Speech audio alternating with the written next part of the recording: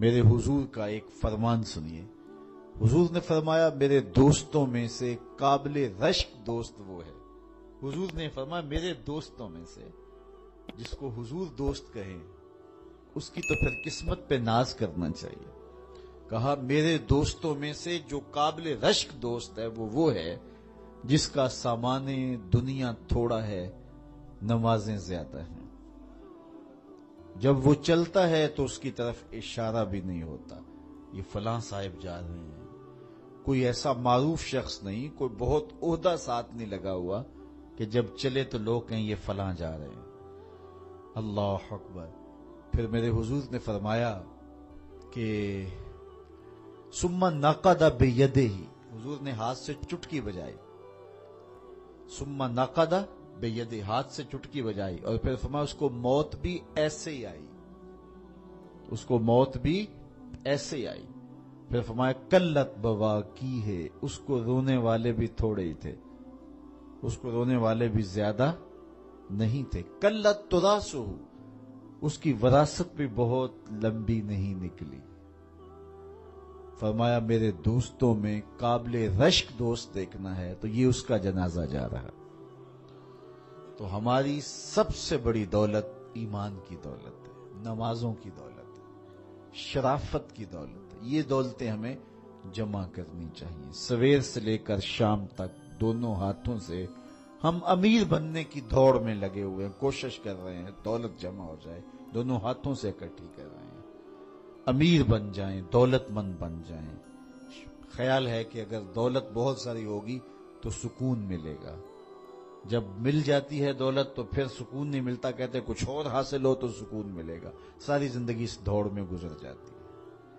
جس طرح دنیا کی دولت جمع کرنے کے لیے دوڑ لگاتے ہو, شرافتیں جمع کرنے کے لیے دوڑ لگاؤ, نجابتیں حاصل کرنے کے لیے دوڑ لگاؤ, سجدوں کی کثرت حاصل کرنے کے لیے دوڑ لگاؤ, صالح اعمال جمع کرنے کے لیے دوڑ لگاؤ.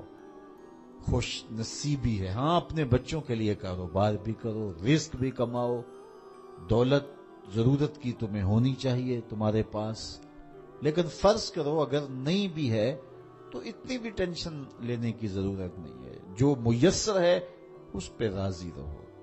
نہیں 4 کنال کا بنگلہ تو 1 کنال کا گھر جو ہے وہ بھی سکون دیتا ہے. کنال کا گھر بھی نہیں ہے تو 5 مرلے کا کٹیا بھی تو, چھت تو اپنی ہے نا, سکون دیتا ہے. چلو ایسا بھی نہیں ہے تو 1.5-2 مرلے میں بھی رہتے ہو تو وہاں بھی تو قرار ہے.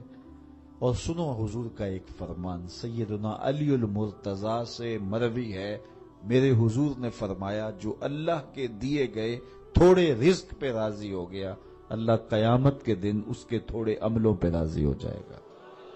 کہ میرے بندے تو بندہ ہو کے راضی ہے, میں تو پھر رب ہوں. تو یہ کتنا اچھا سودا ہے, اس پہ راضی ہو جانا. دکھوں کو ختم ہی یہی چیز کرتی ہے.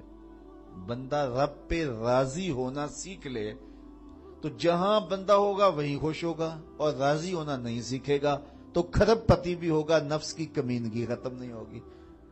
تو پھر اس پہ راضی رہنے کا فن سیکھنا چاہیے. اور یہ فن ملتا کہاں سے ہے؟ یہ فقیروں کی چوکھٹ سے ملتا ہے, اللہ والوں کی صحبت سے ملتا ہے, ان کی اپنی زندگی توکل کا نمونہ ہوتی ہے. تو ان کے پاس بیٹھ کر کے بہت کچھ سیکھنے کو ملتا ہے کہ یہ بھی تو زندگی گزار رہے ہیں. حضور کی سیرت پڑھیں, آپ کو یہ سب کچھ ملے گا. ہمارے بدن پہ اتنے بال نہیں ہیں جتنے رسول اللہ کے احسانات ہیں. ہمارا ایک ایک بال قرض رسالت میں جکڑا ہوا ہے.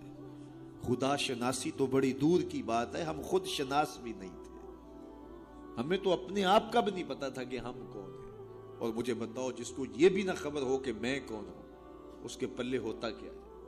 اقبال نے کہا تھا نا, اپنے من میں ڈوب کر پاجا سراغ زندگی, میرا نہیں بنتا تو نہ بن, اپنا تو بن. اور یہ اپنا بھی نہیں تھا, اسے پتہ ہی نہیں تھا, اسے شعور ذات ہی نہیں تھا, اسے خود آگہی کا نور ہی نصیب نہیں ہوا تھا.